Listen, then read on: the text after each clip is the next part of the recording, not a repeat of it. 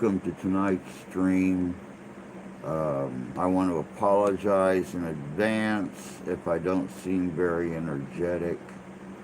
While I was working on the video today from last night's investigation, I received word that a very good friend, a beloved reenactor of both Civil War and cowboy era, succumbed to Lou Gehrig's disease today. It's not that it wasn't expected. I mean, you always hold hope that a friend is going to recover, but it's kind of the end of an era. Several years ago, when I met Big Mike, he lived here not very far away, and he had built a small western town out behind his house in the woods, and we used to camp out there, and we'd have shootouts, and of course, I would film. For those of you that were around for the old channel, you've seen Big Mike's Cowboy Roundup and stuff. I've met a huge group of really incredible people through Mike, and his laughter and his stew were infectious, and he's going to be terribly missed. Let me go on and get everything synced in here together so I can read the chat. And there's that. There's a little likey poo right there. Here's a PSA. And then here goes a share.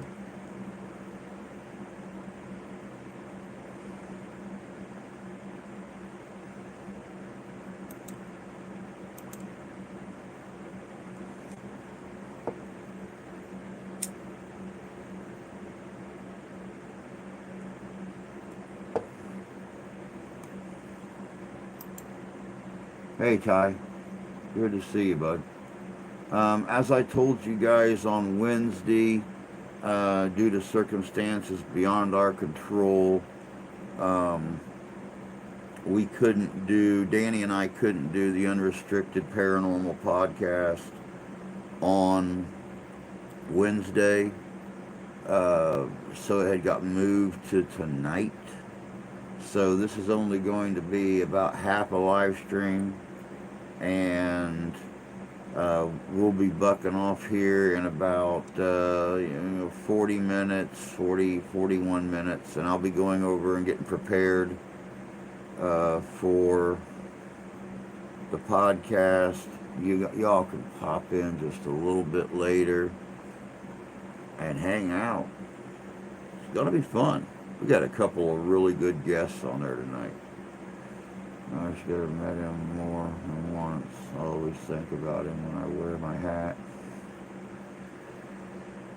He had, you remember, he had a laughter that was contagious, man. I mean, not only was he a great cook, but he was a good friend. He loved to laugh. He always smiled. I very seldom ever, I think once in the few years that I've known him, have I ever seen him lose his cool.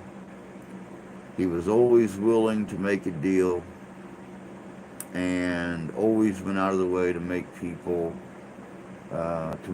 happy.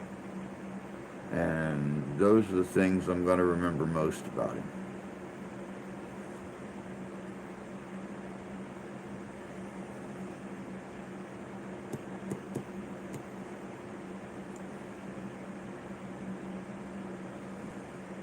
I know that when he announced that he was going to move to Texas, I'd done everything in my power to try to find a way to buy that property where he had his little town built. I wanted to finish it. I wanted to put up more cabins. I wanted to put up a general store. I wanted to put up a brothel and a jailhouse. And, plenty of places for guys to lay their head when they wanted to come out and camp. If they wanted to come out and hunt in the wintertime, to have good wood burning stoves or fireplaces in the cabins. And, that way, there, his town was always going to live on. And there was just no possible way. I was even going to work out a deal with him where we paid like a big chunk down and then made monthly payments. That way he didn't run into the same problem a lot of retired folks did and run out of money 3/4 the way through the month because he was going to get extra money from us every month. But he wanted to sell it outright, and there was just no possible way we could have come up with $75,000 to buy, oh my God, what is it, 26 acres? So I got a couple pictures with him I'll cherish that weekend. Me too, bud. Me too. But, change the subject. Last night was an absolutely incredible investigation at the Wounded Minnows Saloon. We,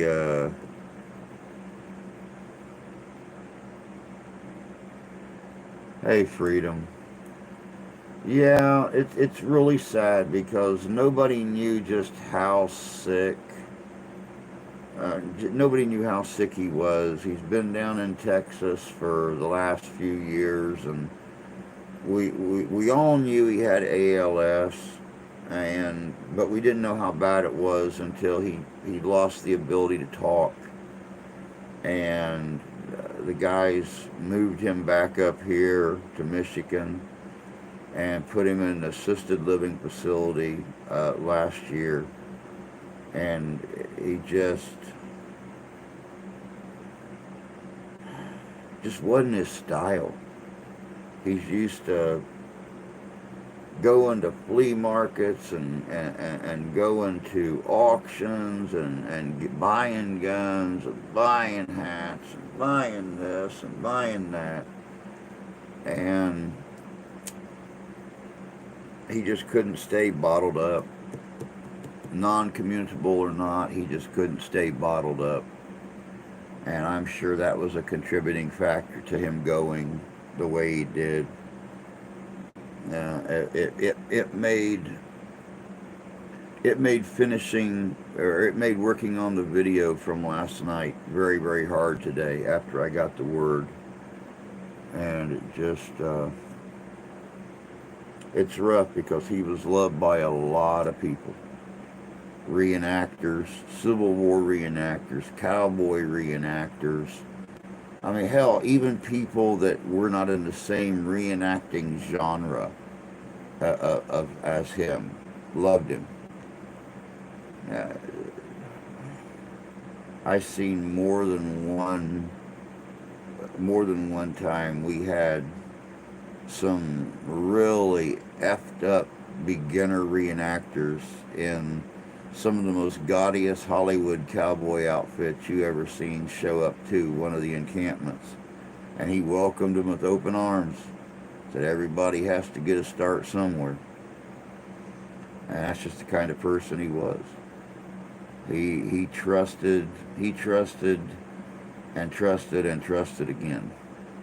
Regardless how many times you screwed him over, you had to majorly screw that man over harshly for him to ever even waver trust in you. And it's been a rough day, let's just put it that way. Mr. Sasquatch, good to see you, bud.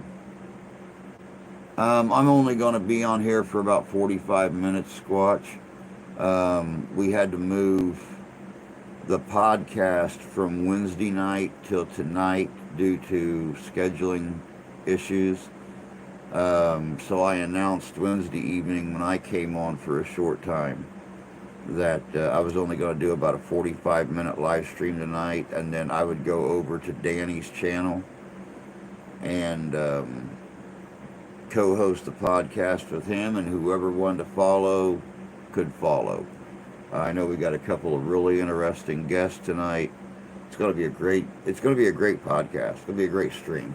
Of course, we stream live on YouTube on Wednesday nights when we film, and then the podcast version comes out on all of his podcasting platforms on Sunday night. So I want to apologize if I sound like crap, but number one, we were out last night doing the investigation. I didn't get home until 10 till 5 this morning. Crawled in bed 2 minutes before the wife's alarm went off. I said good morning to her, give her a kiss good morning, played with little Ralphie when he got out after he ate, jumped up on the bed, started kissing on me and stuff. And, I played with him this morning until I passed out. And I slept like a rock.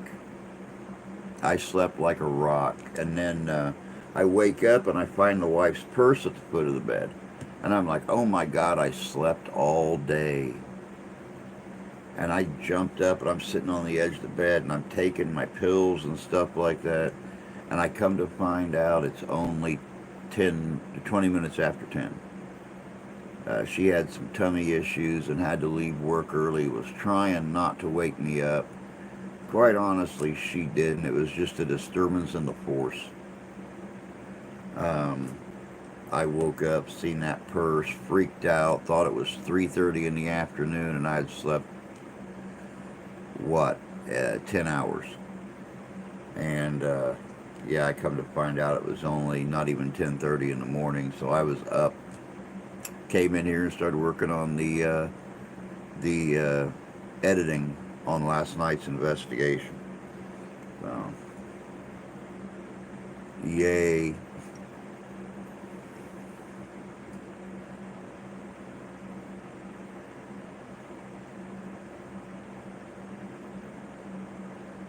Oh, you don't got to go deal with them. You'll want to go deal with them. They're a bunch of little girls. They're going to tear stuff up. At least they're not flipping your TV off the TV stand and stuff like other ones have in the past.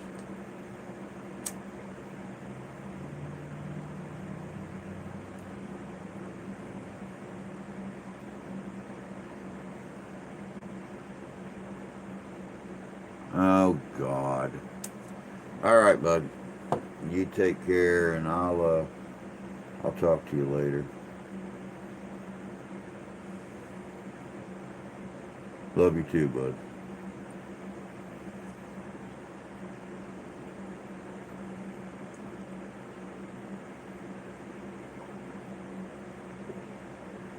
Oh, that's been sitting there about 2 minutes too long.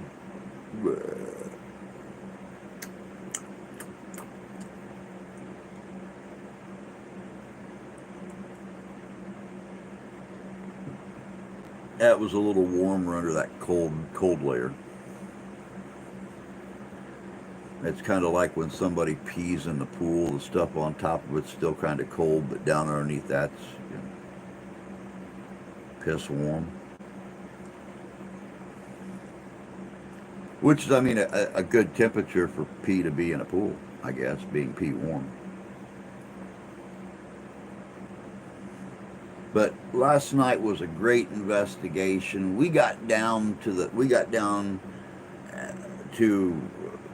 we layered that onion away until we got down as close to the core as we possibly could, and got some of the answers to different issues they were having on site.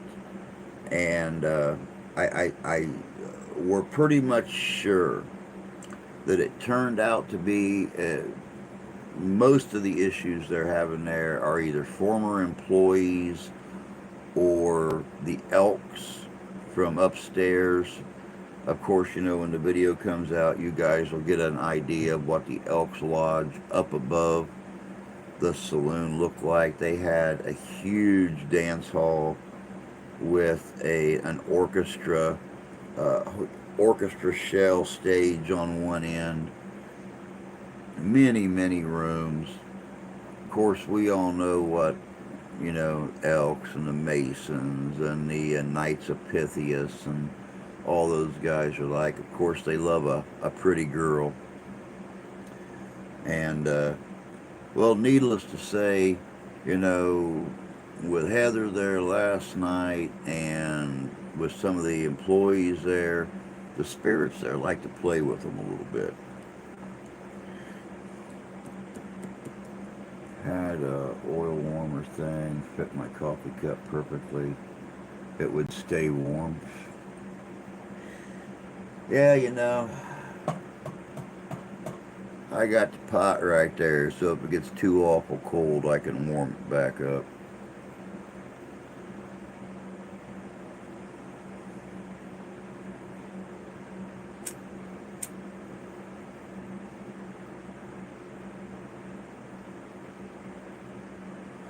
There we go. Now we got it lit.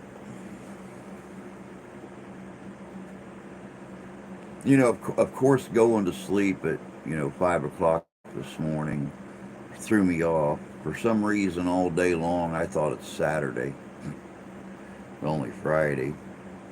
I'm like, crap, I have that other investigation tomorrow night. It's like, oh, wait, no, that's 2 days away. I'm good. Hey, Buford, good to see you, bud. Hope you're doing okay.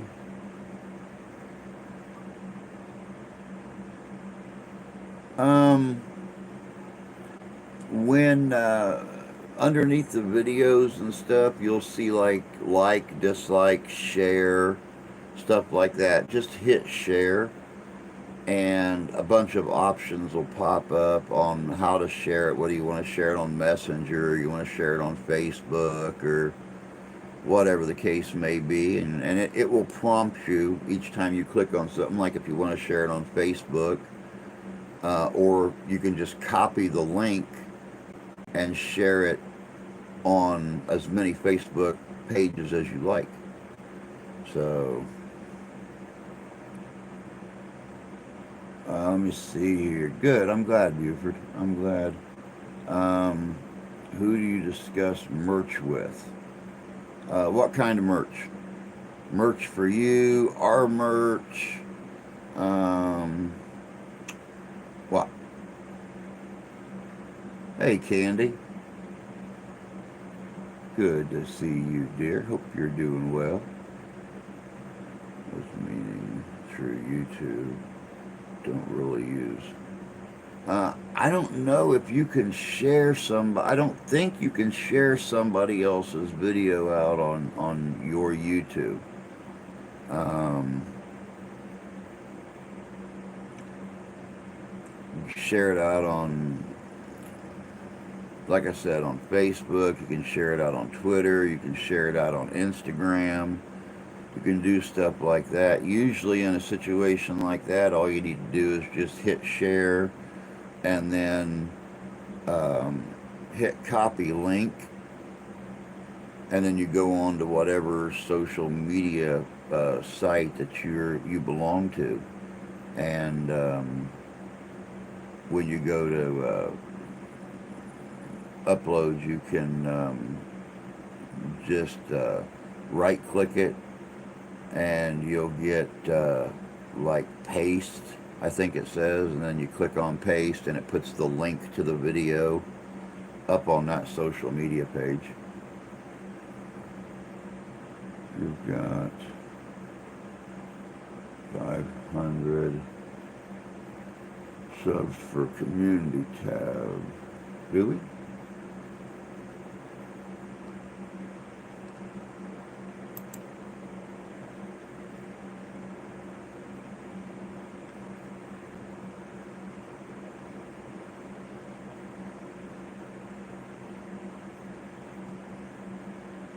Oh, I'm showing 484.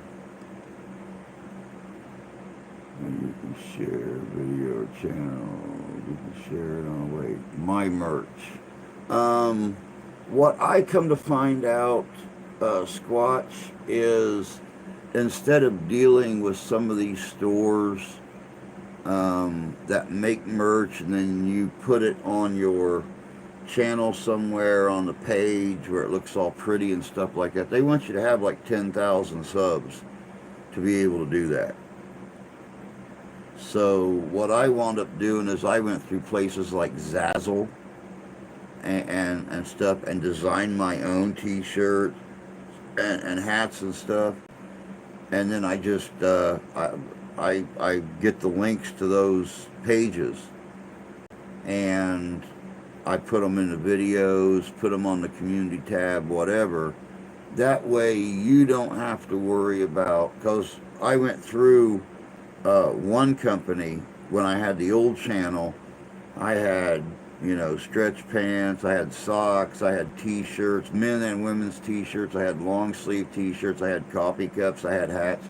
I know for a fact people bought merch. I never seen a penny off of it. They're supposed to pay you off of each sale. And I never seen a penny off of it. I think I got screwed out of like $200 or $300 because they never emailed me or sent me money or anything else. So yeah, I try to stay away from those those merch places. Share video or channels. You can share it on your community tab. Guess I'll be a while, no worries. Just trying to advertise for y'all. Really appreciate it. I appreciate that.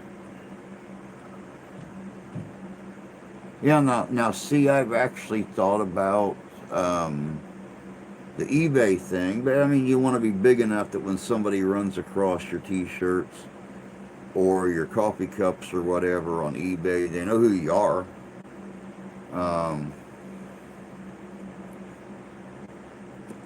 I was going to outright buy some shirts, like maybe a couple hundred. Oh, okay. Well, that's easy. Hell, all you got to do is throw up a video on your channel about your new merch line, and they just contact you and buy them directly from you. You mail them out to them. When it comes to ordering shirts like that, I would go through Zazzle. They seem to be one of the cheaper ones out there, and they do good quality. These shirts here were are a Zazzle t-shirt, and I mean you can design them right there on the site, and you can do the assorted size thing and have a piece of tobacco tickling my lip.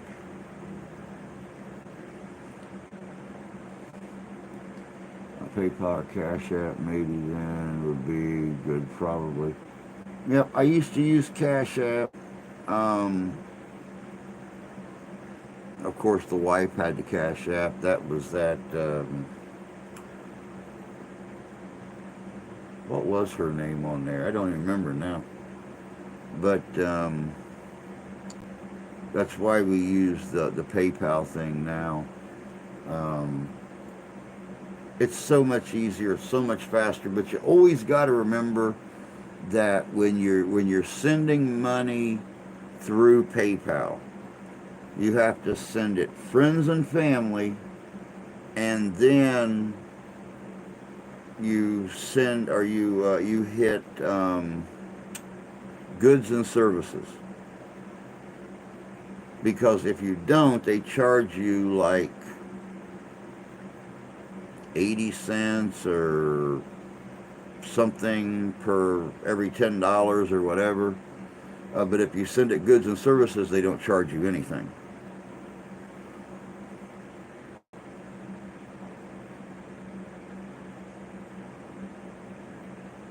Giveaways, that's a cool idea. That's a cool idea. I've got so many So many things I have to do in the next month. Oh my God, we have to get the banners designed for um, our display at Ghostorama. Um, that's the big thing right there, is getting the banners. And when you don't have any income, it's kind of hard to get the things you need to get done. Um, but since we're sponsoring, or we're one of the sponsors of Ghostorama, it's kind of important that we look semi-professional. Kind of, sort of, almost, but not quite professional.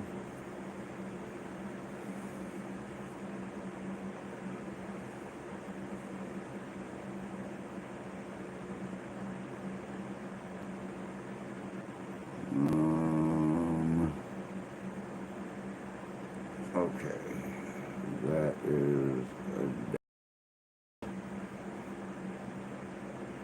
okay. Come on, move off the screen. Move off the screen, little Benny. Okay, as soon as the phone unfreezes from a message coming in, then I'll. There we go. Now maybe. Oh bloody hell!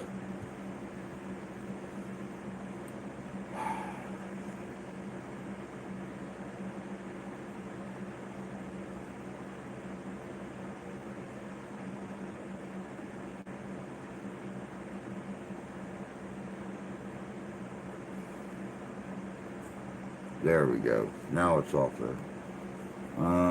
Hey Jan, good to see you. KG, you're looking lovely as ever.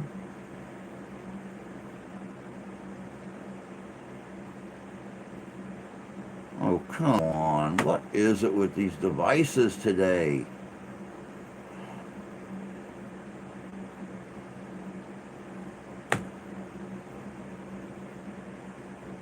Jesus Christ.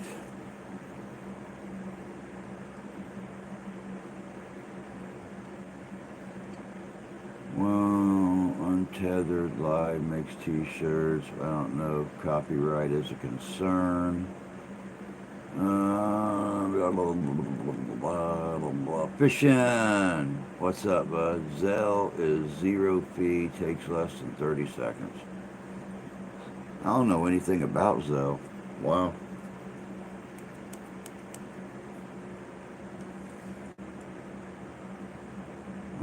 Just now took my boot off. It feels great. I'm sure it does. Good to see you too, Jan. Mr. Bean, hope you're doing well tonight, sir.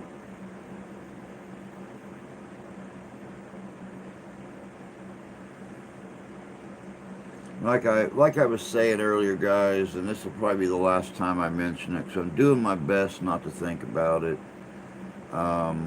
When I was working on the video today from last night's investigation, which, by the way, went absolutely splendid. I got home about 10 minutes before the wife got up for work this morning, and when I woke up at 10:30, I came in here and started working on going through the video clips and seeing how everything was. I got about 2 hours into it and got the word that a very good reenactor friend, wonderful person, a friend to many, many, many people, regardless of what genre of reenacting they were into, even though he done Civil War and cowboy. For those of you that's been with the channel for a long time, remembers Big Mike's Cowboy Roundup videos, especially the one where Tyler was here. He passed away this morning.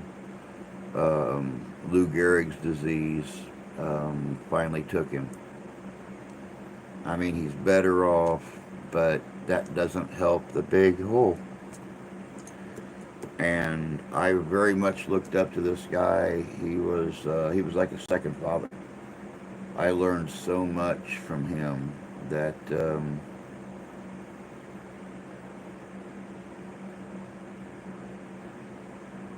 it's been a rough day. It's been a very rough day. I've kind of wanted to just sit down and drink all day, and I don't have the extra money, so I've been drinking like really, really super strong coffee all day. But he didn't have any family. Jan, um, I think Mike used to be married, and but yeah, all he had was his dog.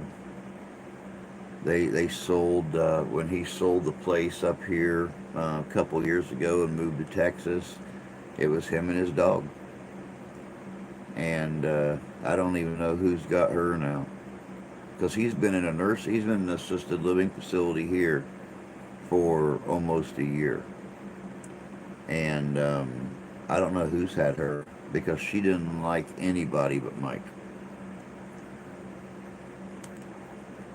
Put a new video out on tornado in Goshen, Ohio.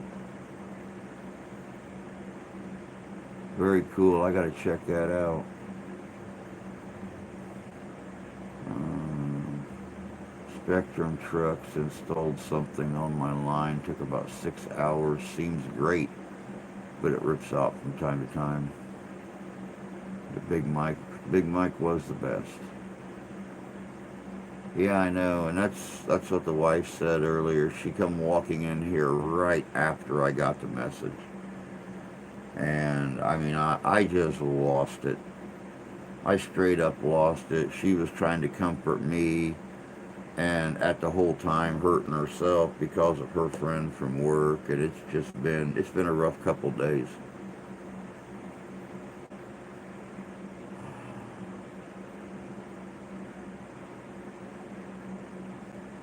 Where did he come from? He originally came from down south. I don't know. I think he was from Tennessee originally, like southwestern Tennessee. I mean, he was a straight up cowboy. He was a hardcore cowboy, and he lived up here for many years because I think this is where his wife wanted to live at. And when they got divorced, he had already bought the property. He had started breaking ground on the fort, and he just stayed there.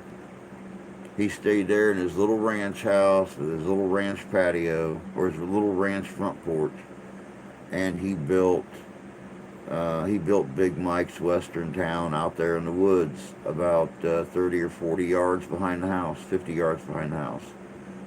And we had the saloon, we had the cabin, we had the fort, and he was currently working on trying to figure out the brothel and the jailhouse.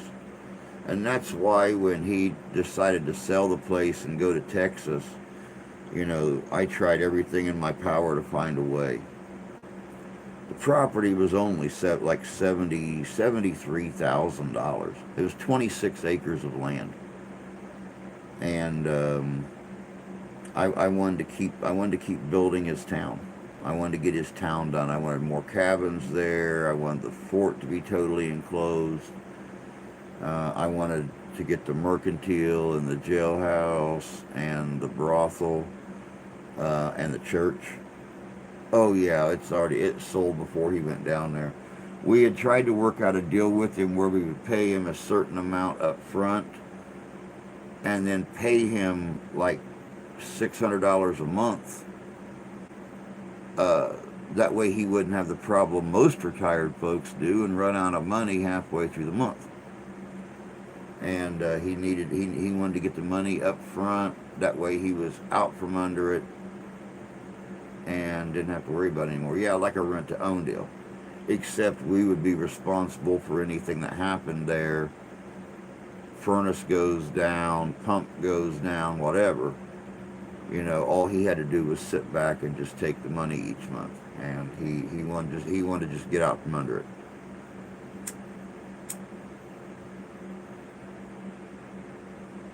He really honestly didn't want to sell the place, but he knew that with his health, it's just one less worry.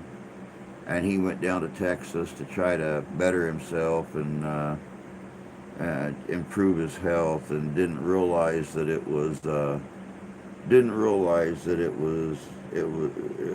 wasn't going to help him, not with what he had. So yeah, a land contract. Hey, Danny. I didn't know I would have been there in a heartbeat.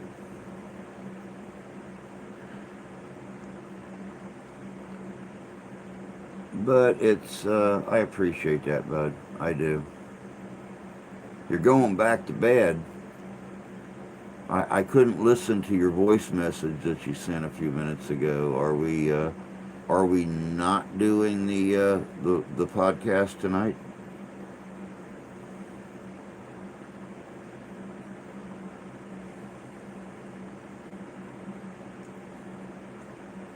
I can't believe I only slept for. Oh, you're ill? Yeah, I crawled in bed at 5, passed out probably 10 after, and the wife had tummy problems at work today. I woke up and found her purse laying on the bed and thought, "Oh my God, it's 3:30. I've slept all day." Come to find out, she came home at like a quarter after 10 this morning. I only slept for 5 hours and was up and in the studio working. I'm sorry you're not feeling good though, bud. Yeah, really. I hope you get to feeling better, bud. That's not good. Your health is about as good as mine. I yeah. All right, bud. All right. You get some rest, and I'll see you in a couple days.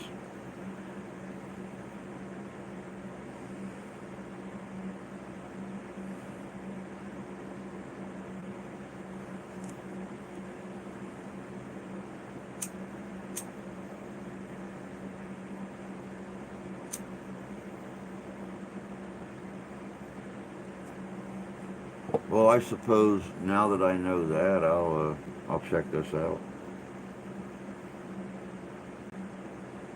Y'all get to hear it from my standpoint. How about that?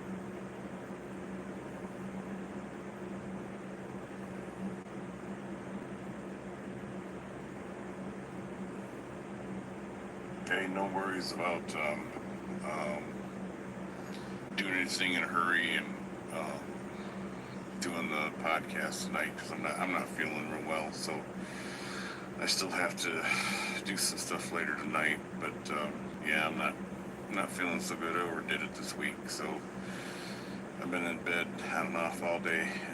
It's nothing to do with last night. Just I felt it coming on because I again didn't get a lot of sleep this week, and I've just been going and going and going. So I'm just gonna not do anything tonight. Spend time with Mama, and then I'll give you a call like Saturday. But I'm gonna see you Sunday. So let me know what Hope your you'll see me ride Sunday. situation is, whatever. I don't So have I'm a not gonna ride be able to situation. come down Sunday and pick you up. Hopefully one of the guys can snatch you up. So I'll reconfirm with you guys for Sunday for sure who's going, who's not going. And just have a great night, and I'll talk to you soon, brother. And I'll start working my evidence and all that stuff that you asked about at some point. I would imagine you're going to have to give me a weekend. So let's say Monday, I'll start digging into it and seeing what I got, and I'll put that stuff together for the owners and put some stuff together for you. All right, hope you have a good night.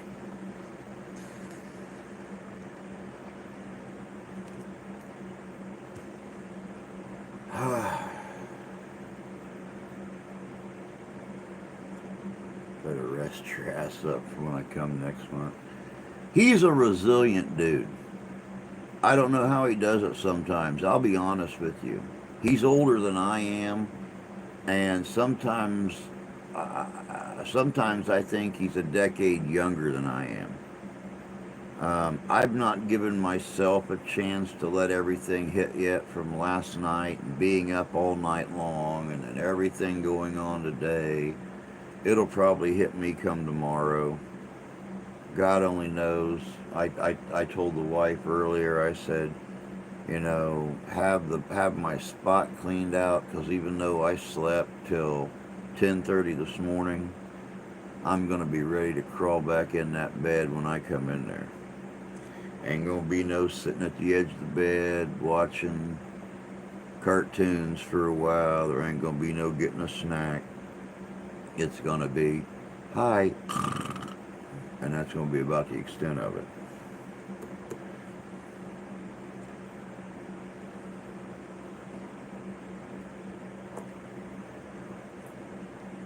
Well, I'll be honest, Jan.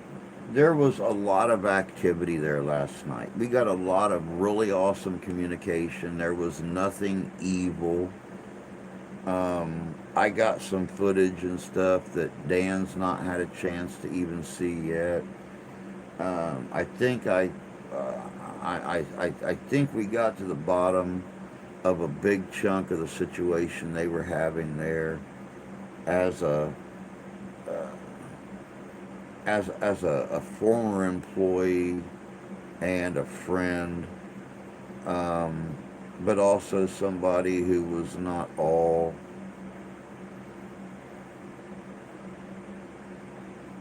there. And he died unexpected. And we think that since he loved that place as much as he did, that's probably where he decided to spend the rest of eternity is there. And we actually had some really good communication with him last night. He responded epically to our conversations, the things we were saying to him. Had two K2 meters going nuts. Of course, you guys know my digital K2 meter isn't as sensitive as the little cheapy plastic ones with the green and the yellow and the orange and the gold and the red lights on it. But uh, the little black one was going all the way into the red. Mine was starting to light up um, while we were talking about him. And then when I actually started addressing him, that's when the K2 meters went bat poop crazy. So, but I'm still working on it. I should have it out. So I have part one out uh, tomorrow sometime. I'm really not sure. I need to get it done so I can clean out my camera to get ready for Sunday night. I don't even know who all's going to the Sunday night investigation because the young guns, um, Randy and Tommy, both have to work on Monday, so they may not go. I don't know if Mark's going to go because his wife kind of wants him to stay close to home. They have some things going on there, and she wants to make sure that he's there and can handle or help her handle it if something goes south. I know we've had a couple of rough days, like, oh, smile. I would like to out a smile on your face. It's been a rough week. Like I said, I lost somebody very, very close to me today. Steph lost somebody very, very close to her 2 days ago. Um,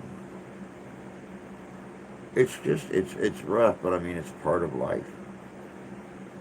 The one constant in life is death. You can try to outlive it. You can try to outrun it, but in the end, you're not going to. And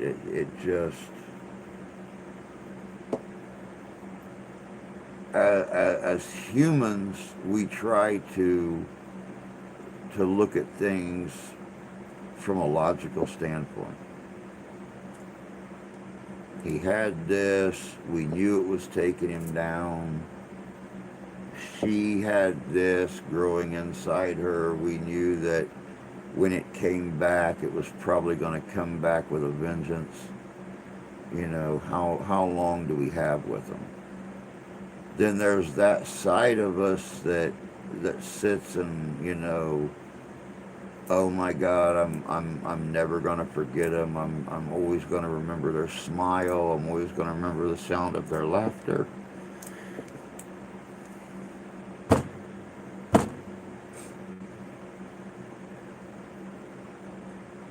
So which side do you give into? Do you give into the logical side, or do you give into the non-realistic side?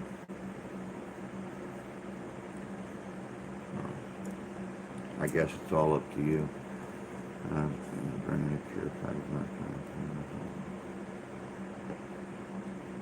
Thank you, Jan. I really appreciate that, honey. I do. And then on top of everything, it's been raining all day. You know, it started off like it was going to get warm this morning, and then all of a sudden the sky clouded up, and the sky's been crying all day long, and so, you know, it's been wet out there. Yeah, it's been wet in here. Just, what do you do? What do you do? I appreciate that freedom, but it's okay. It's okay. It's like I was telling our friends earlier when I was calling around. You know, I know his funeral is going to be the most highfalutin, cowboy-themed get-together that anyone's seen since Wyatt Earp's funeral. That's just the kind of person that Mike was. He, like I said, he was a Civil War reenactor, but he was a cowboy reenactor first. And our cowboy get-togethers were 5 times bigger than the Civil War get-togethers were. So, you know, I will be absolutely positively in shock if the entire funeral service is not cowboys in their gussied up, going to church service outfits, and the Civil War reenactors that show up are showing up in dress blues and dress grays. And, I mean, just really, honestly making it more like a remembrance of life than a funeral.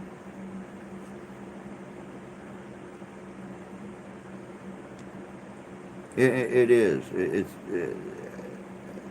If you sit and you dwell on the fact that they're gone, you're never going to get past the fact that they're gone. If you sit and you remember, all the happy things, the laughter, the smile, the way that regardless of how bad his knees and stuff hurt, he would sit on a log next to this big roaring fire pit with this huge 20-gallon iron pot, chopping up carrots and chopping up beef and chopping up onions and chopping up taters and chopping up all that stuff and throwing it in that pot and pouring in heavy cream to give it a nice thick broth and cheese and everything. I mean, you got to remember those times. So I enjoyed watching Mike and videos with you. He's an exceptional man. He was. And yes, he'll with spirit. It's right here. This beaver shield that he made. It's right there.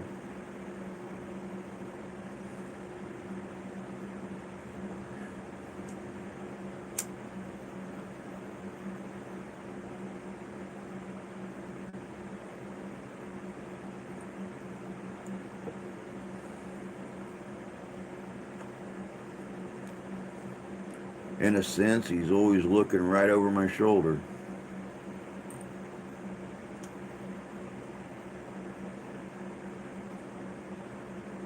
The day I traded for that, I hung it on my lodge, and it goes to all my encampments with me. That especially my trapper trader era stuff. I mean, that's my beaver medicine shield right there, and that goes and hangs on my tent. Everybody sees it.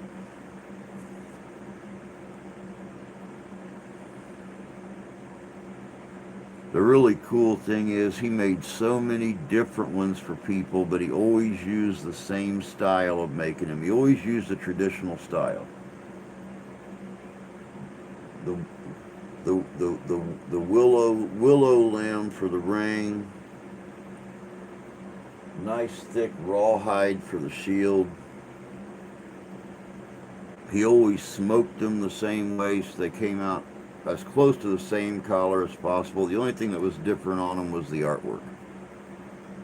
So 9 times out of 10, you go to an event and 15 people are going to say, hey, Mike made that shield, didn't he? Yep, he did.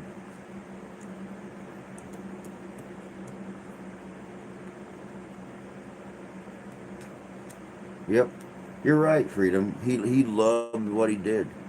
He put so much love into everything he did, whether he was making a hat, whether he was making a shield, whether he was making a knife sheath, regardless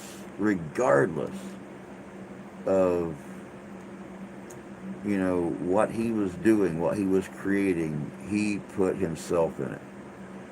And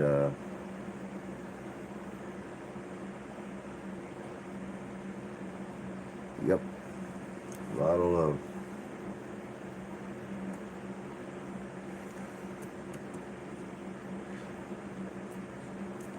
Well, if I knew we weren't going to do the live stream tonight or do the podcast tonight, I would have figured something else out for us to do in here.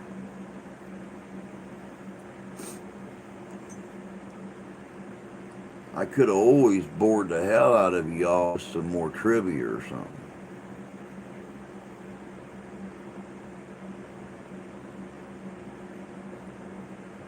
Oh, it's so cold now, I think there's a penguin doing the doggy paddle in there.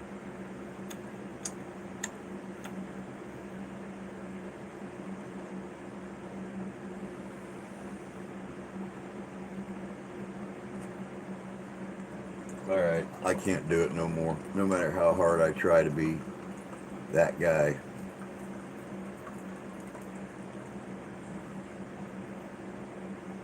That guy took one more drink of that cold coffee, he may have spit on you.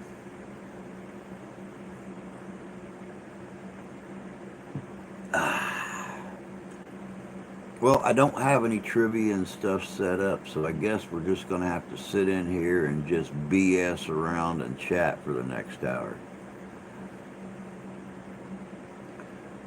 I ordered my Navajo ghost bracelet, and it's on its way. You know, and I forgot to tell you, I forgot to tell all you guys. As soon as we hit that 1,000 subscriber mark again, I know, we got 516. Yeah, 516 people to go. As soon as we hit that 1,000 subscriber mark, I've got a little really super special something in mind for each of you. So I mean, I know you guys have noticed this lately. I made it here a few months ago. My bear claw has got a bunch of these beads on it. pull one of these beads out here so you can get a real close look at it.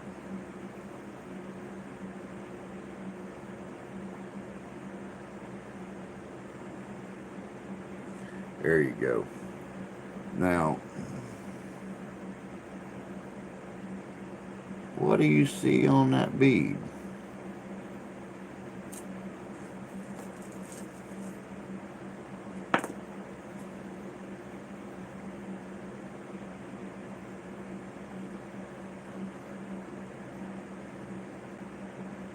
What do you see on that bead?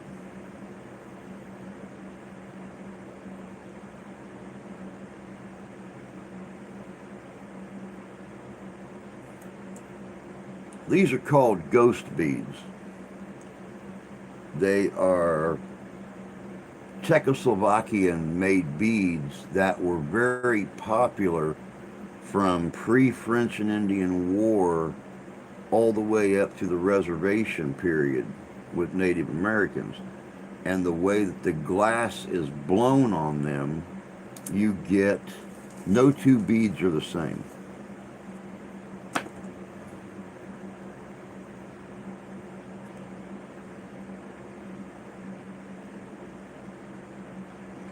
But a lot of them have almost a skull shape to them. Some of them are a full ghost.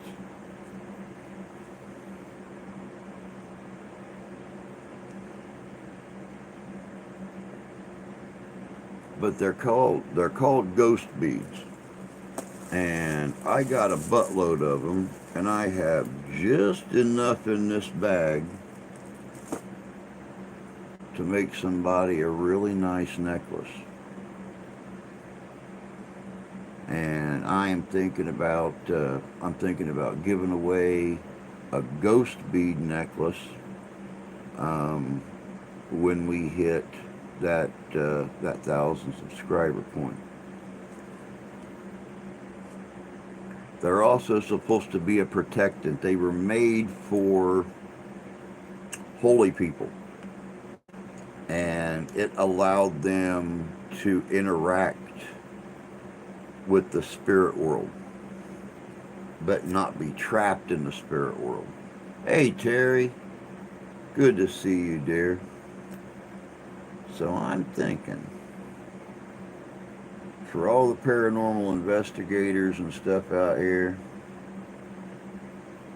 I think a ghost necklace would be cool.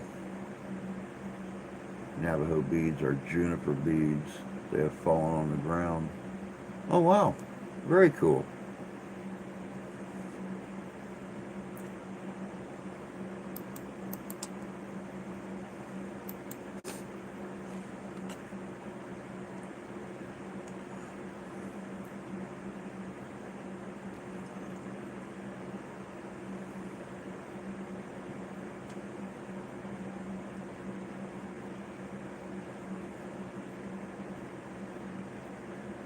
Juniper beads. Very cool indeed.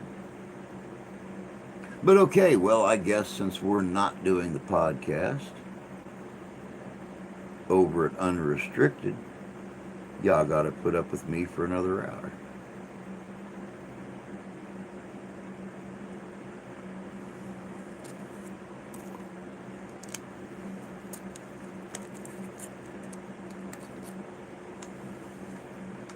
I am now part of the Navajo Nation. Very cool. Very cool. The Navajo have got an amazing history. And, well, needless to say that a lot of your Native American stories and stuff just wouldn't be the same without the Navajo.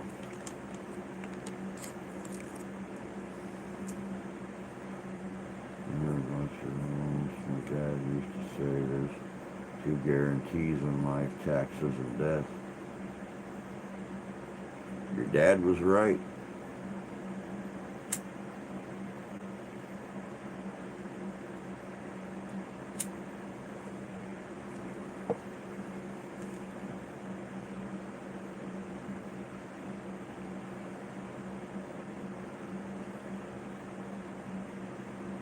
If you'd like to find out your Navajo name, well, I mean, seeing as how afraid your husband is to you, I would say, beats his head would be a pretty close. So I mean, you say jump, and he says how high. So I would say beats him up or smacks him around or something like that would be a great Navajo name.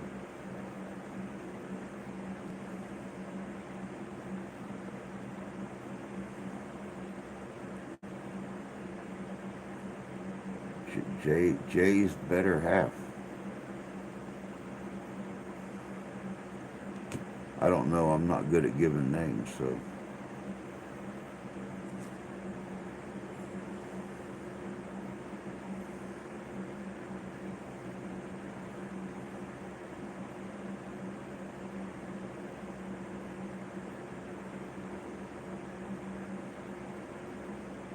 Giveaway is to spend time with me.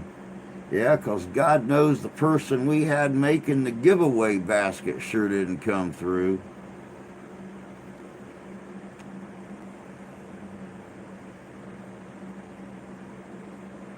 I think mine would be Scary Terry.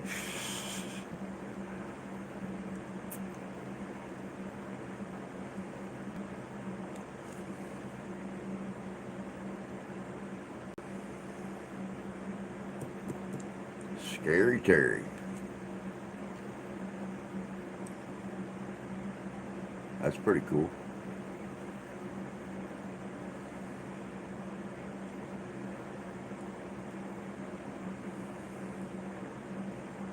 I don't know if you all had. There was an old TV show that used to be on when I was little, and it was a dude by the name of Sammy Terry. Did you all have him where you grew up at? Did you all have Sammy Terry and his little rubber bat that come down on a string and bounced around every once in a while? Hey, BS, good to see you, bud. My ex used to call me that. I wonder why. Probably because you scary. That would be my guess. Your ex probably called you that because you scared the hell out of him. Like, and I'm a proud man, I'll admit it. You probably scared the hell out of him like most women do us guys. I mean, all you got to do is give us the look, stand in the right posture, and our blood runs cold. I mean, seriously, it turns to ice in our veins. I'm not too proud to admit that fact. My wife scares the hell out of me. She's mean. I really honestly think the devil himself shit her out and molded her into who she is because he knew that she would. Oh God, I don't even want to think about it.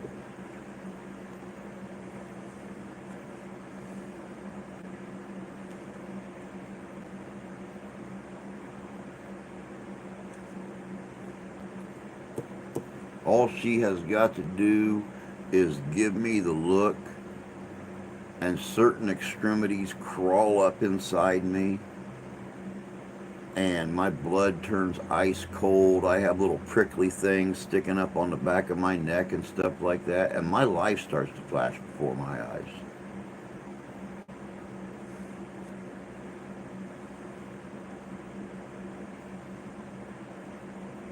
See, I like that. That's very well put. Work as a team, take our vows seriously, and couldn't be who we are without each other.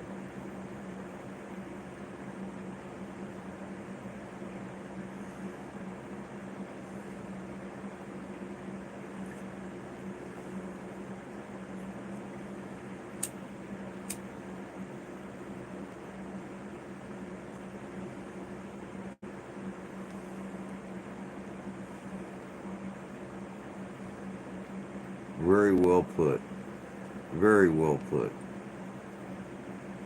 And you know, that's exactly how me and Steph are, really.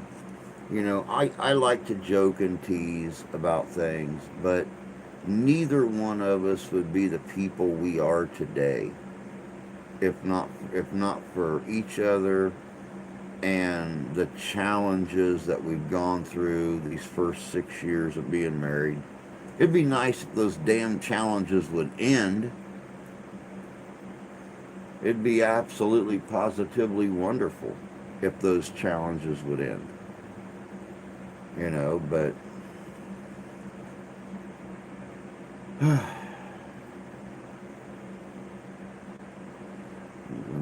something happens to it, it happens to me.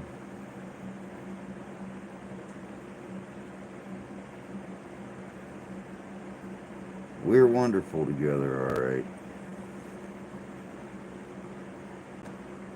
Sometimes we're wonderfully happy. Sometimes we're wonderfully miserable. But we're wonderful.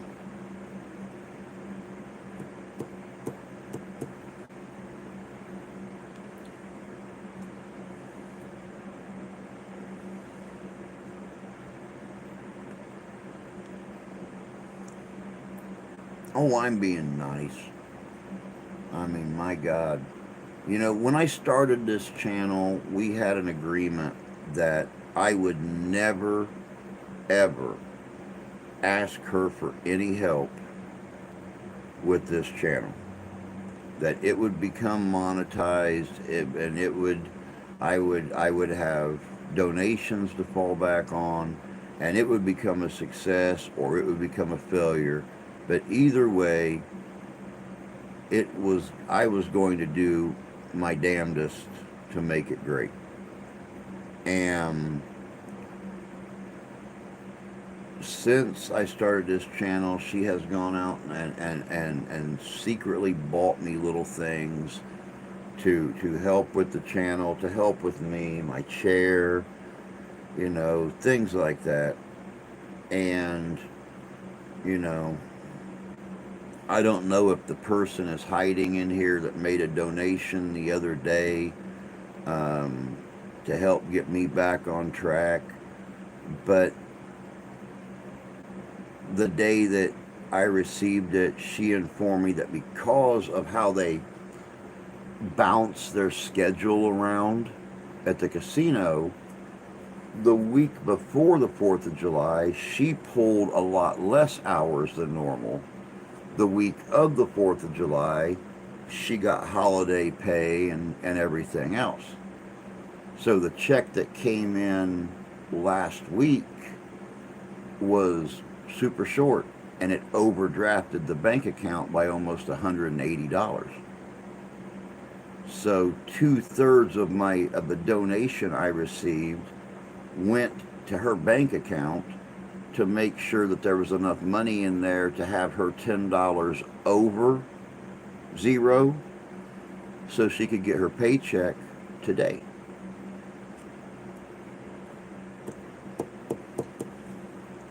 Sadly enough, she had to play catch up with everything that she couldn't pay from 2 weeks ago, and there's no extra money again. But I mean, you know, that's one of those wonderfully miserable things. But, you know, we're there. Oh, my poor mom misses my dad so much. 60 years of marriage, all she wants is to be with him again. See, that's how Steph's grandma is. That's how Steph's grandma is. She, every day, if she has a miserable day, all she does is sit around and pray for death so she can be with her husband again. I could see my mom and dad being the same way if something happened to one of them. You know, they've been together for 56 years, 57 years, something like that. And they can't even think apart.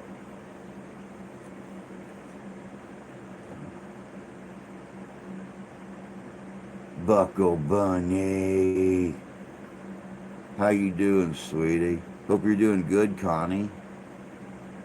Yep, no, you're right. That's what partners are for. That's what partners are for. Of course, I'll be screaming for cigarettes here in about a week and out of soda and, my new equipment I was going to order for, you know, paranormal is put off again until next month or something like that. But hey, it all works out in the end.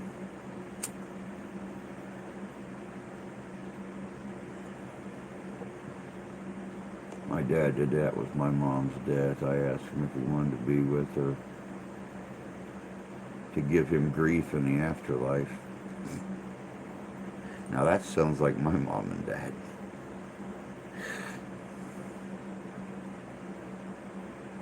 That sounds like my mom and dad.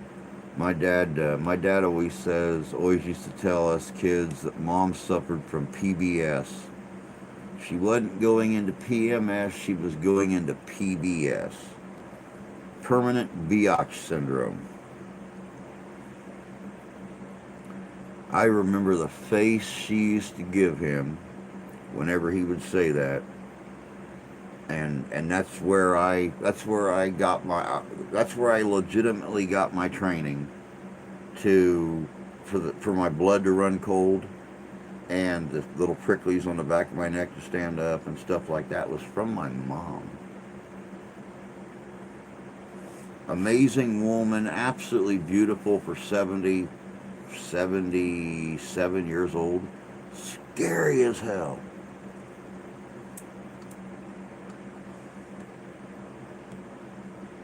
All right, Jan, thank you, honey. I appreciate that. I tell my mom just give dad a break for a little bit. I do get a big smile out of her. My dad was horrible to my mom in life.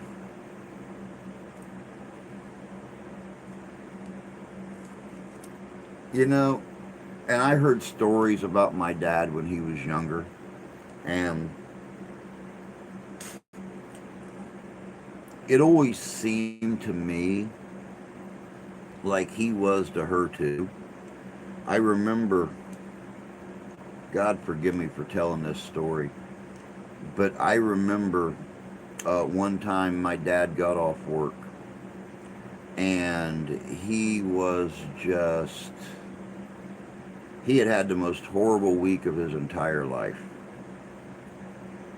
Um, not only not only had work just been absolutely positively unbearable, but I was born, and he barely got out of work and got to the hospital in time for me to be born to be there when I was born. And I was I was 7 days old. I was a week old, and Dad got off work and he went to the bar with his friends, and they of course they all bought him drinks. What they did back in the 60s, they were all sitting around smoking cigars and buying my dad drinks and stuff like that. My mom showed up to the bar with me in arm. Now understand, my mom was only 20, 24, 25 years old. Never been in a bar in her entire life.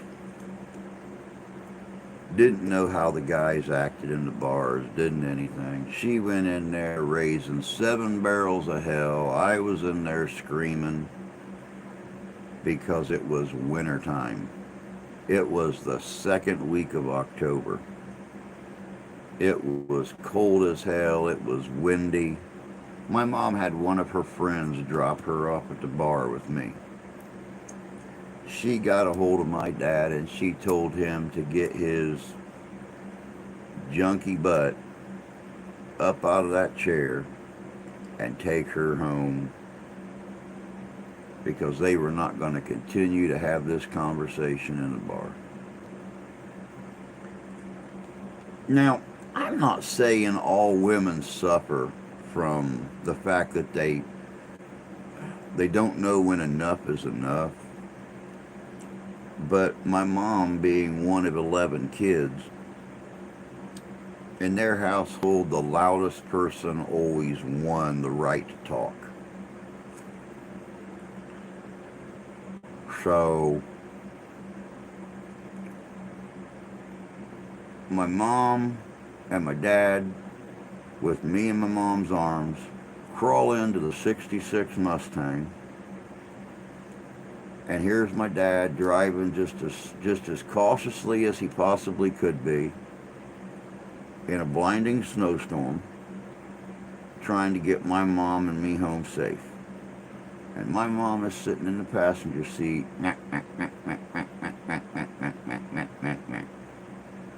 and she finally said something about, well, needless to say that she called him a name which automatically referred to my grandmother as some kind of a female canine, and my dad backhanded her.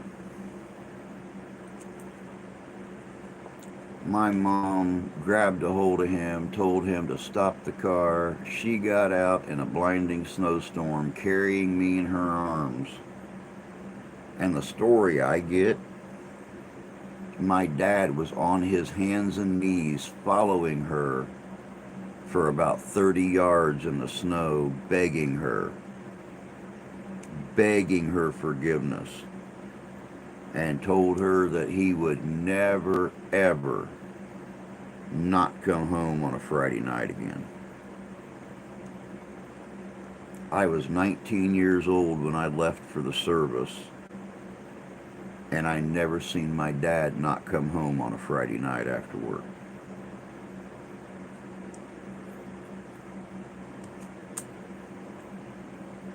My dad cheated on my mom from the day they got home from their honeymoon, lasted until the last 4 years of his life. Could never do that. Could never do that.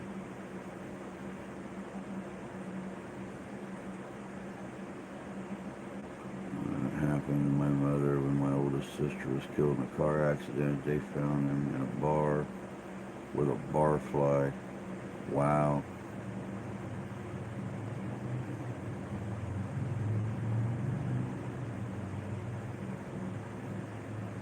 I'd kick her ass.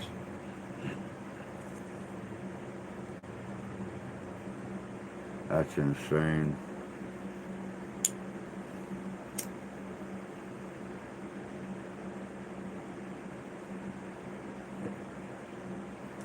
But then again, to be completely honest with you, any woman who is the other woman, if she's got the balls to show up to her lover's funeral with his wife there, if she's got the balls to do that, she deserves to be kicked in them.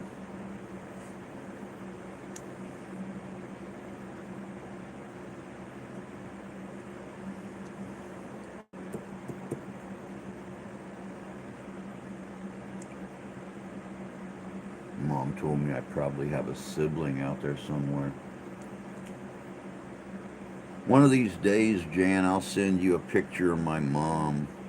Be amazed how much you resemble my mom. I mean, granted, you're quite a few years younger than she is. Same haircut, glasses, the same build. You look like a 20-year younger version of my mom.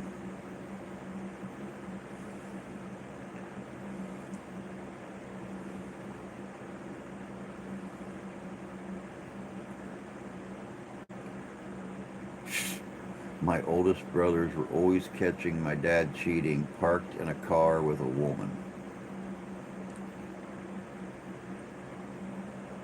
At what point, I mean, okay, we're all a little bit older in here, all the young guns are whatever. What does anybody find comfortable about that? I mean, I only had one woman in a car my entire life, And it was a convertible. So, I mean, there was plenty of room, stretch out on the back of the back seat, lay back on the trunk lid, the whole shebang. But what woman ever found it comfortable to be all bundled up in a ball in the back seat of a car and thought that was romantic? Where's the candles? Where's the romantic music? Where's the Barry White?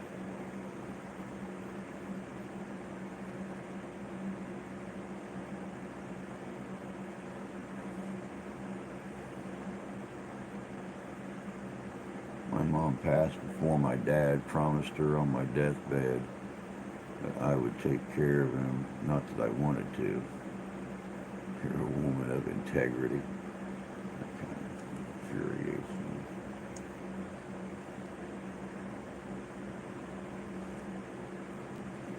Romance hardly exists anymore. Good point. Good point.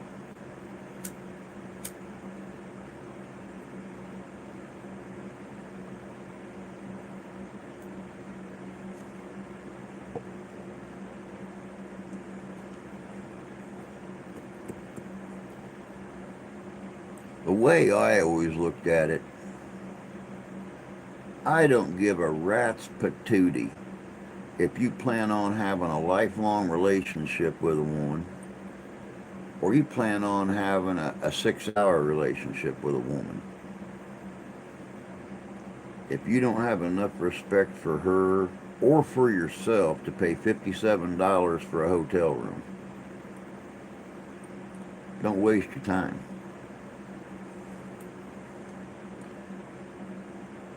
That's just me.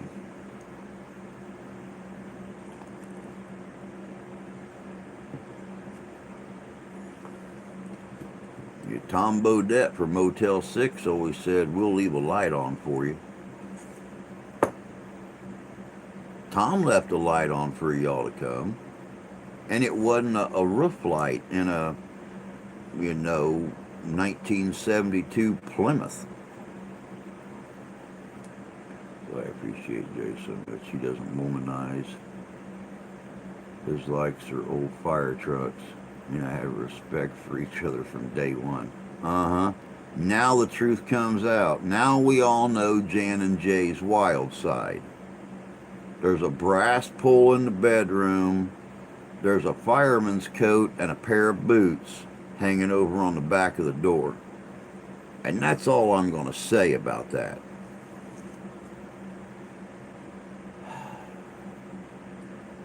Dirty woman.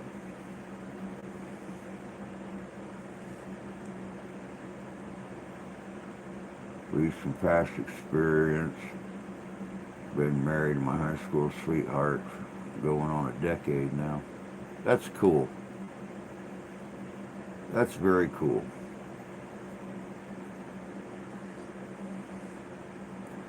What would have really been funny is if Jay would have walked in the house right when I said that and stopped, turned around and walked right back out the door again.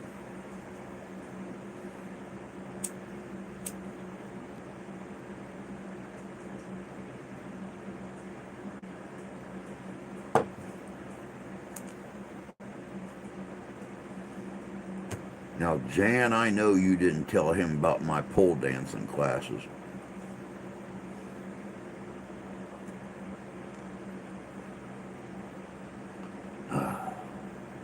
I guess I'll go do the weed eating since the mowing's done.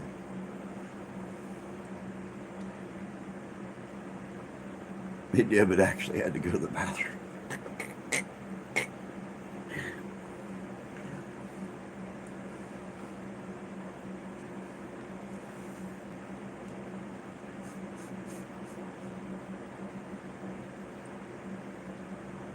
Oh, goodness.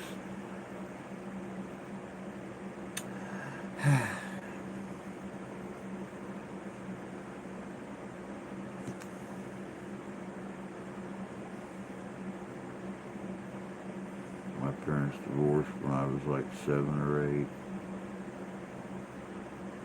Made him stop so I could give him a hug and a kiss. Well, thank God his bladder's still in good shape. Sitting there hugging on him and your shoe gets wet, you'll know why.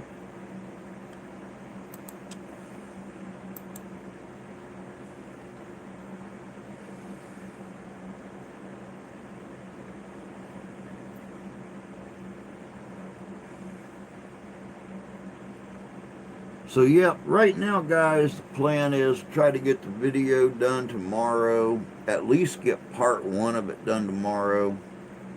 Part 2, fingers crossed, we'll get it out on Sunday. Sunday evening we are supposed to go to the historic village and do an overnight there.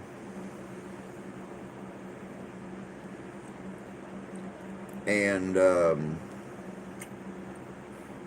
that'll probably be your first 2 videos for next week. I wish mine would have. They were old school. My mom wouldn't be happier. Oh.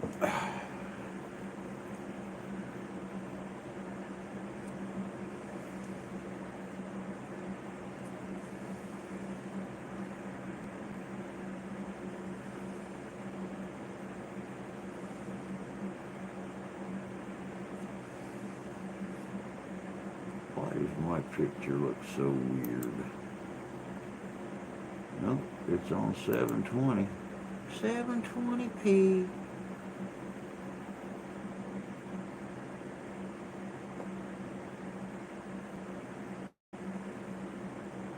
It's alright. We all knew what you meant. My mother remarried when I was 10. That's funny. Jay and I too have a thing for fire trucks. When I worked on an ambulance, we'd take calls. Next town, they had white fire trucks. Oh, wow. White fire trucks. Yeah, I know. 828 already. Time's just flying.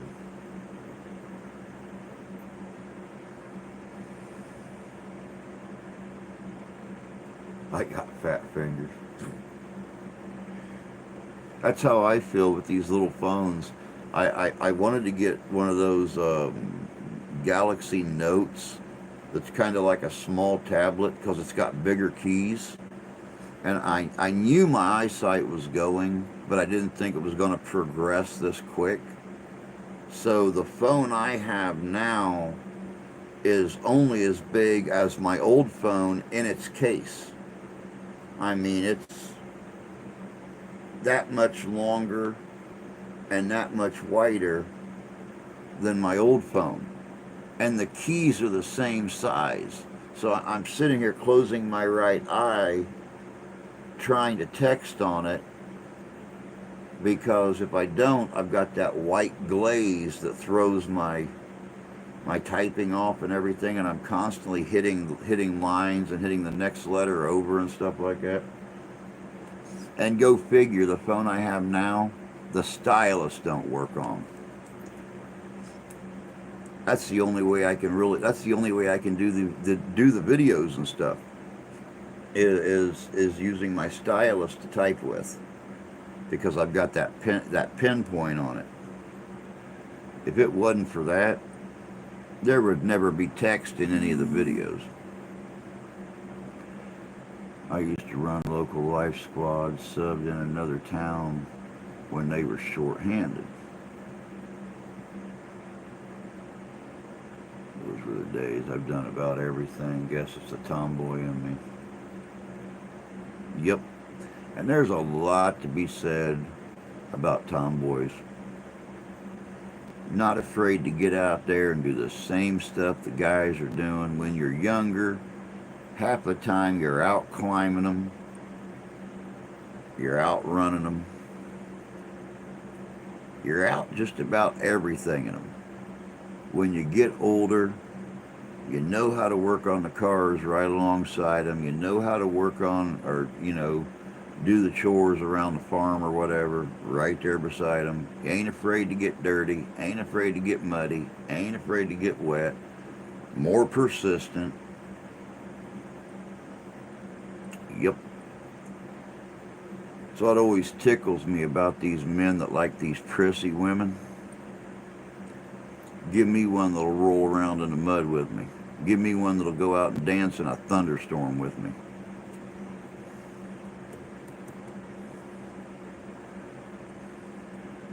Even to this day, they're a guy to outwork me.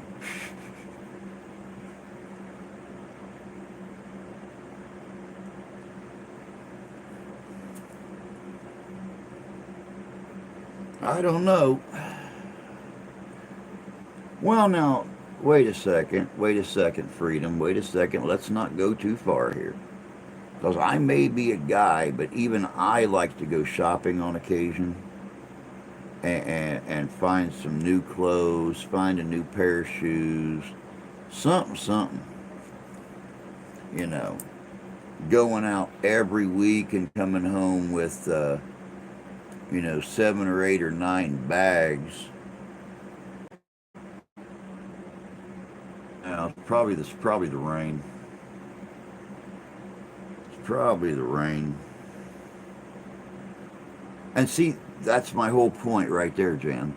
I don't care if you're going to the mall or if you're going to Rural King or where you're going to buy your clothes. It don't matter to me. I'm happy going to either place. We got a Rural King. It just came across my screen, guys, that we have rain coming in. So that's probably the issue with the spinny thing, is a storm coming in. So, of course, I've not had a chance to look at the old Doppler yet see, that's how, I would rather go to a flea market or something like that. I love flea markets. Let's see here. What are we doing? What's the old Doppler say?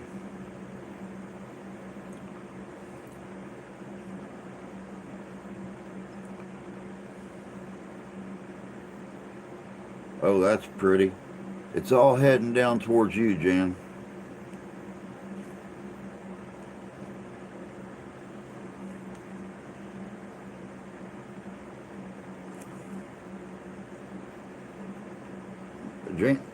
Jan and Jay's like right down here in this area.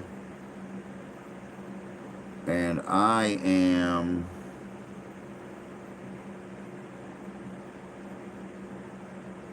right there where that blue dot's at. Jan and Jay's down here, and as you can see, it's all going that way.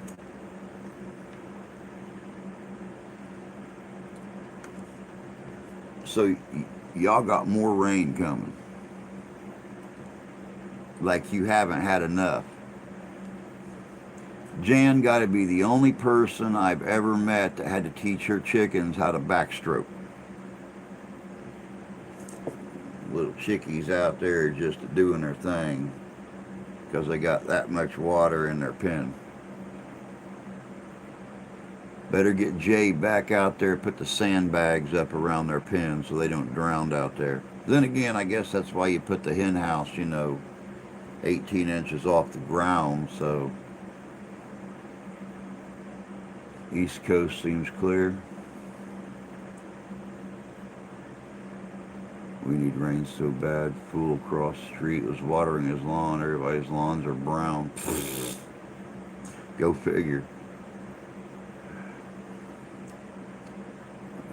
Mom had it rough. My second dad later in life was straightened out. Things got much better. He passed away in 1990. My mother, bless her heart, 2012. Jason, hey bud. Good to see you, man.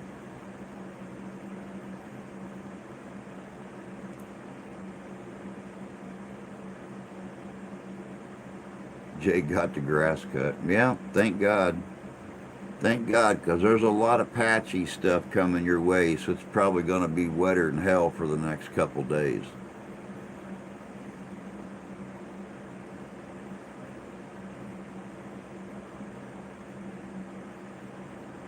They're set. Yep, good to see you too, mate. Hope you're doing well, bud. Hope things are going well down in Australia.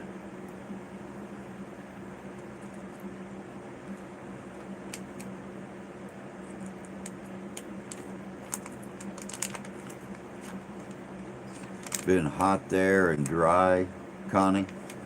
Well, at least Colorado's not on fire no more. I mean, small miracles. I mean, it's not like it was last year when half the state was ablaze.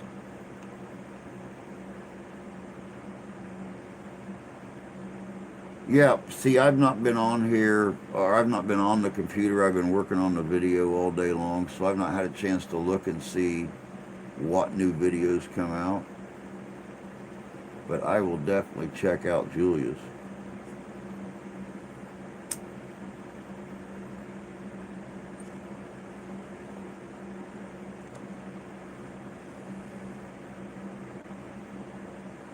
Yeah, just what you need. More rain.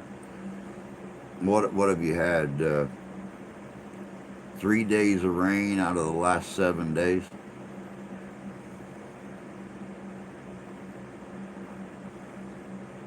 It's a sad story. One, but it's good too. Good. Watched it today. Wonderful video. Very cool. I look forward to seeing it.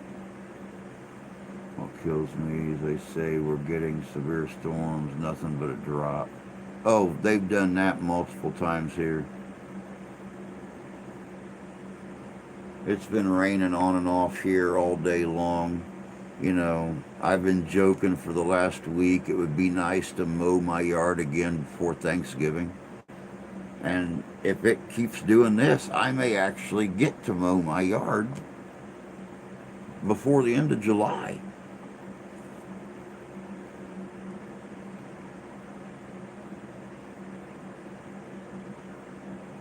There's one up in the mountains going, last I knew, 60% contained.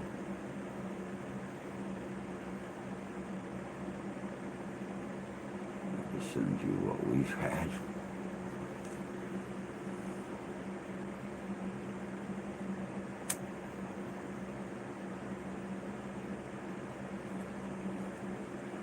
What are they saying about that fire, Connie? Is it, do they have any idea what started it? Was it Mother Nature, or was it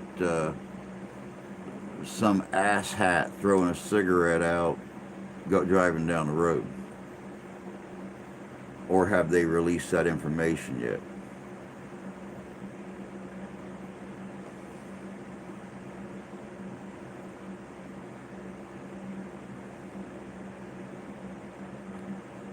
Like they want to scare the shit out of people like we don't have enough going on.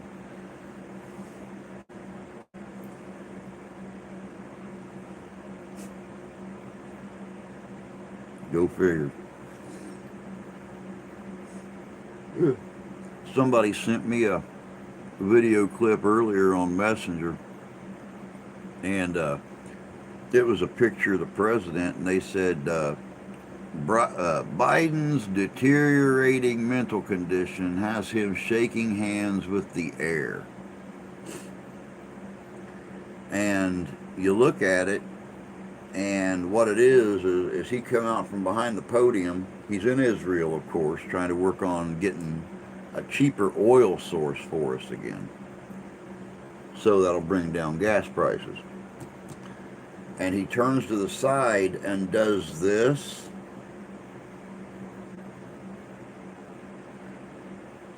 And they're saying he's trying to shake hands with the air. What he was doing was having the Israeli prime minister saying, let's go have a seat over here.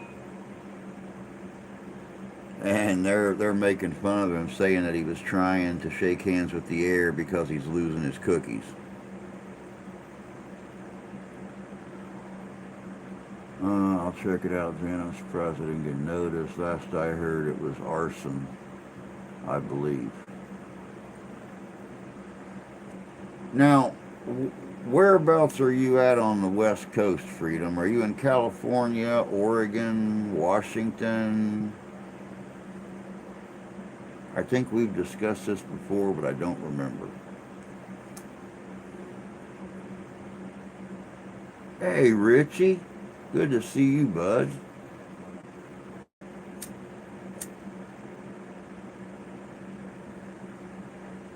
Thank you for sending all that rain and stuff our way, Richie. I really appreciate that.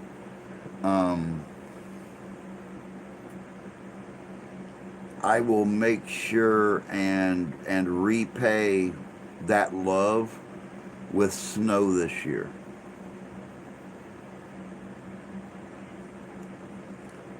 I'm gonna send you so much snow this year, Richie. It is butthole deep to a giraffe, and you're gonna have to crawl out the windows of your house just to get outside to check your mail. Don't send me rain.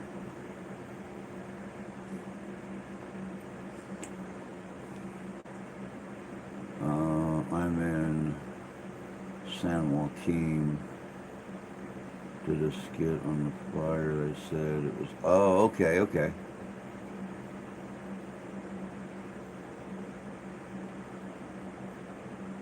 Terry double checked to make sure he's still subscribed. YouTube's been screwing around again. What else is new?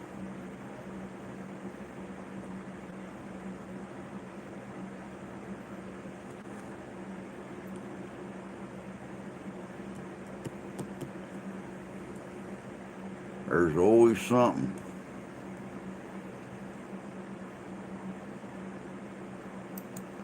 Yeah, well, just wait till next month when me and Danny and Jan and Jay, possibly Tommy and Randy and Heather are all out doing a video together. Possibly Prospect Hill Cemetery, haven't decided yet. But I know that's one of the scariest damn cemeteries in southwest Michigan.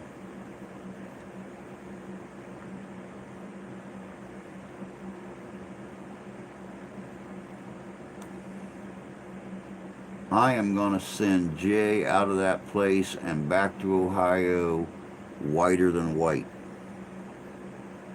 You're not going to be able to tell where his polo shirt ends and his goatee begins.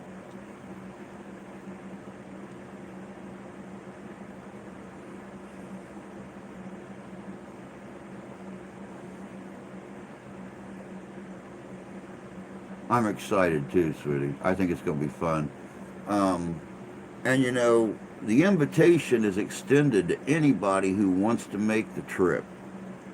There are a lot of very moderately priced hotels in the area of Paw Paw, Michigan. Got about a month and a half to make arrangements. Come on down and join us for Ghostorama. It's going to be fun. I mean, between the car shows and the band and the guided tours of the Paw Paw Playhouse, which is 100-year-old plus church. Then we have the after hours investigation. We're going to have food vendors. We are going to have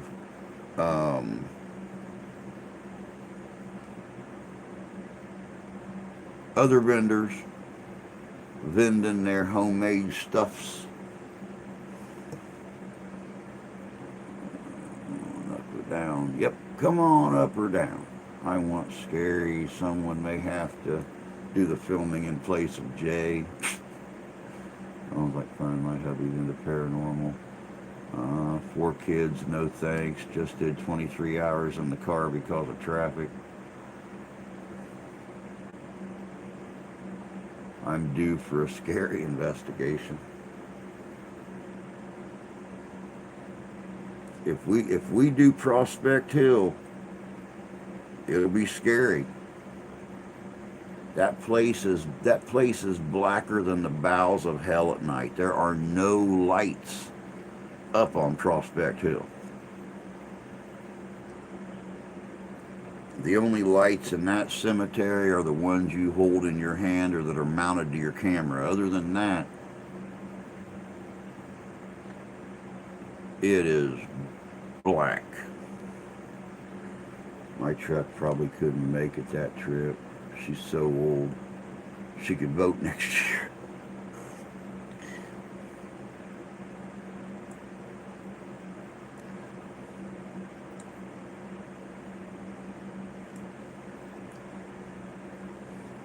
All right, guys. I know we only got about 13 minutes left, but the dam's about to leak. I need to go take care of some business real quick. Y'all talk real nice amongst yourselves. I'll be right back.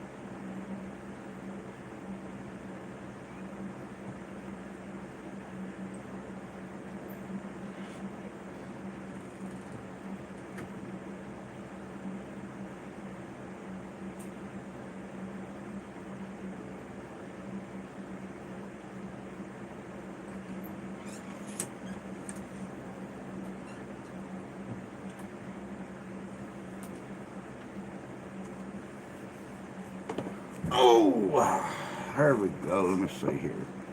Car should be set to go. I want to get high night vision for my phone. Big Red would make it, but with gas prices, my car is ready to rock and roll. They're saying, don't shoot the messenger. They're saying gas prices are supposed to start going down again. I just seen a news article 2 days ago, and it said something about prepare for lower gas prices. That's all I know is what the news reports, y'all. They said gas prices were going to start going down. The national average was back down in the 460, 470 range. I know it's not cheap. It's a hell of a lot better than what we've been paying for the last couple months. Well, yeah, you got to bring Big Red up. You promised me I could use her for investigations. You just told me the other day you had a Big Red truck I could use. So you got to bring both cars up. That way you can leave Big Red with me.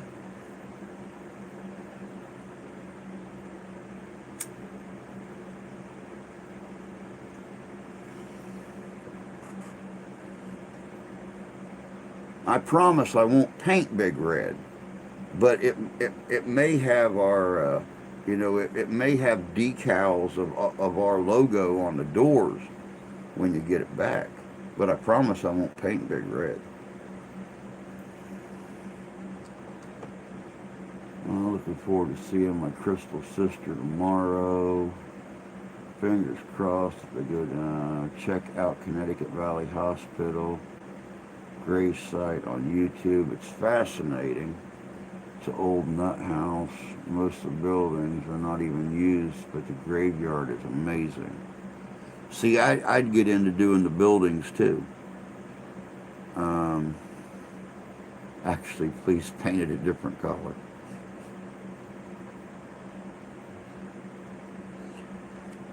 Well, no, because if I painted it, I'd probably paint it metallic black, and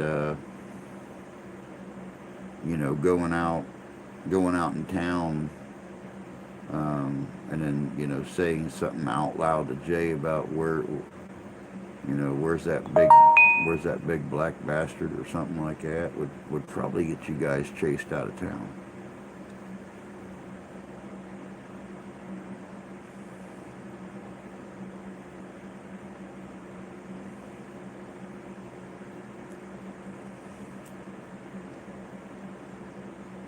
You guys are awful close to Kentucky, you know.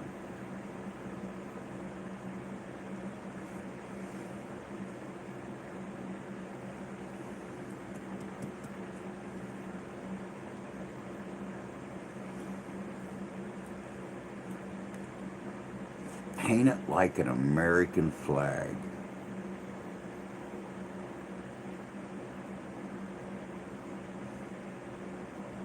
I would love black metallic.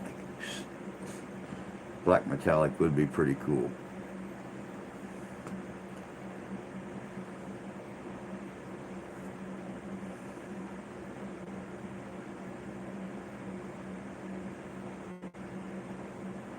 Good night, Terry. You have a good weekend too, love, and take care of yourself. God bless you, and we'll catch you first of the week.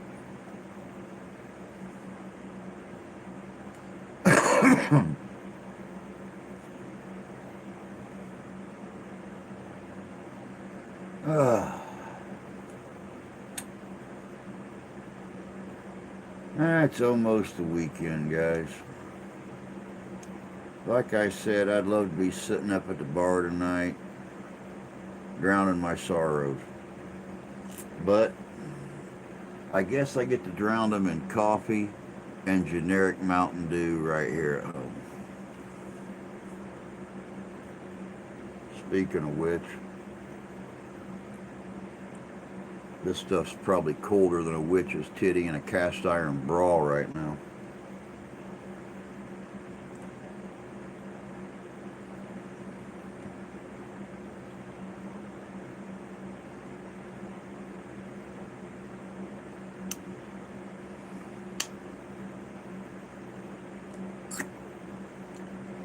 Yeah. Cast iron. Been drinking for you, Drew. Feeling pretty damn good. Well, I appreciate that. I wish you'd send that buzz my way. It's kind of hard to email a buzz to somebody, but you know something? By God, if there's a will, there's a way.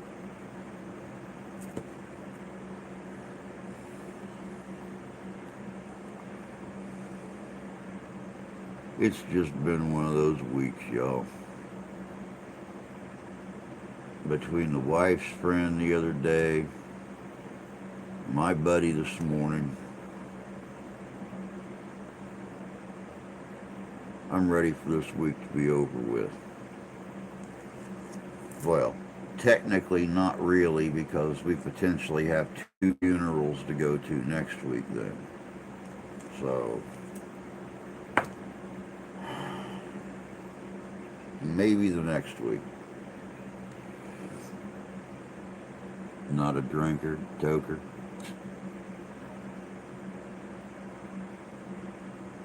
I'm a toker, I'm a joker, I'm a midnight smoker.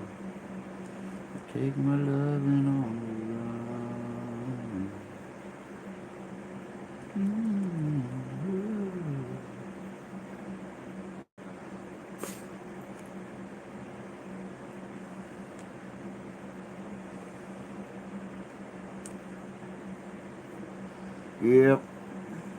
Yep. Get all this stuff behind us. Start looking forward to the rest of the summer, the rest of the year. We have already crossed over the top of the mountain, y'all. We are going downhill towards Christmas now. We are past that 6-month mark.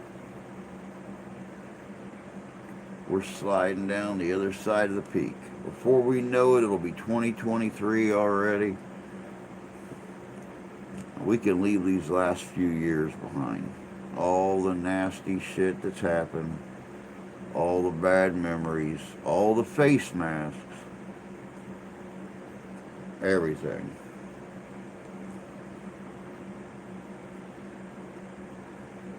Hoping to get down south before then. Yep. I go the 25th to Cincinnati Eye Institute to be evaluated for surgery in my left eye. Oh wow.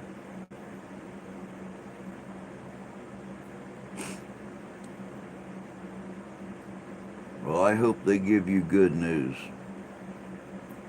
I hope they give you good news. I know the last time I went to the eye doctor, they wanted to wait until both eyes were advanced enough before they start messing around with the glaucoma. The way I figure it, the right eye is advancing more faster than the left one is. So I may have to be blind for a while in my right eye. I've been looking for my eye patch. I loaned it to my daughter for Halloween last year because just having this eye covered actually helps my vision a lot because I'm not seeing things half clear and half hazy. She don't know what she done with my damn eye patch.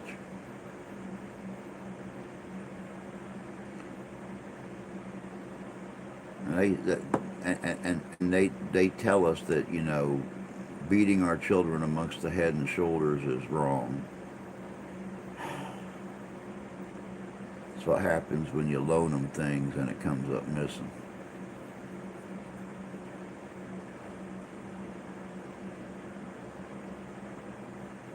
Maybe if I wear that eye patch around, I'll look more like John Wayne in that one movie. I might even start wearing my cowboy hat again if I had an eye patch.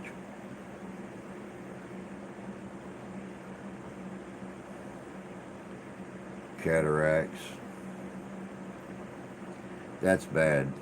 My dad had cataracts, and I know how bad they can be.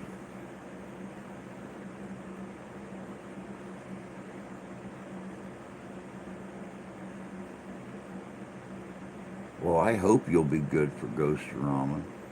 I mean, that's almost a whole month after you go down to the Eye Institute.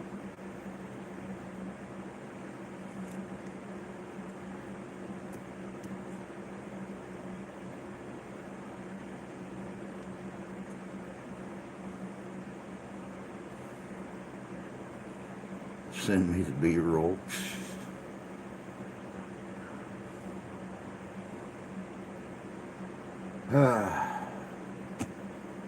But alright guys, it's that time.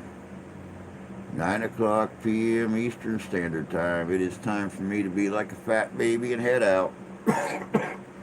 Time for me to be like a tree and leave. Time for me to be like a bunch of birds and get the flock out of here. So, y'all have yourselves a good weekend. Be looking tomorrow for video 1 from the Wounded Minnows Saloon investigation. If I can work it out, be looking Sunday for video 2.